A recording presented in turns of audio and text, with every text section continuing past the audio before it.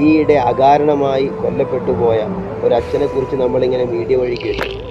രാമചന്ദ്രൻ എന്ന് പറയുന്ന ഒരച്ഛൻ്റെ മകൾ ആരതി എന്ന് പറയുന്ന സഹോദരി ഈ ലോകത്തിന് കൊടുക്കുന്ന ചില ചിന്തോദീപകമായ മനസ്സിൽ കൊള്ളുന്ന ചില വാക്കുകൾ മീഡിയ വഴി നമ്മൾ പല പ്രാവശ്യം കേട്ടു.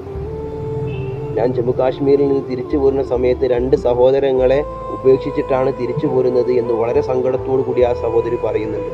മുസാഫിറും സമീറിനെ കുറിച്ചിട്ടാണ് പറയുന്നത്.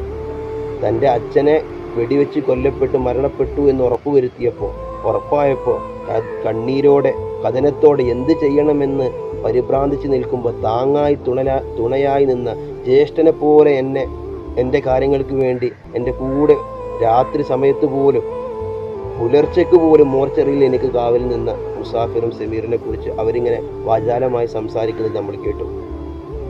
എൻ്റെ പ്രിയപ്പെട്ടവരെ, സയ്യിദ് ആദിൽ ഷാ കാശ്മീരിയെയും നമ്മളവിടെ കേട്ടു.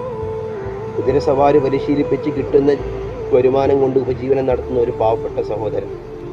ആ മനുഷ്യനും നിരപരാധികളെ വെടിവെച്ച് കൊല്ലുമ്പോൾ അത് സഹിക്കാനാവാതെ ജീവൻ പണയം വെച്ചുകൊണ്ട് അവരെ സഹായിക്കാൻ വേണ്ടി ചെല്ലുന്നുണ്ട്.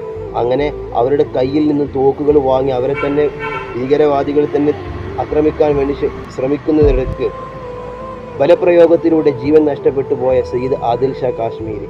എൻ്റെ പ്രിയപ്പെട്ടവരുടെ ഞാൻ നിർത്തിയിട്ട് പറയാൻ ആഗ്രഹിക്കുന്നത്, മദർ തെരേസയോട് ഒരു ഇൻ്റർവ്യൂവിൽ ചോദിക്കുന്നുണ്ട്, മദർ എന്താണ് ഈ ലോകത്തിന് സമ്മാനിക്കുന്നത് എന്ന്.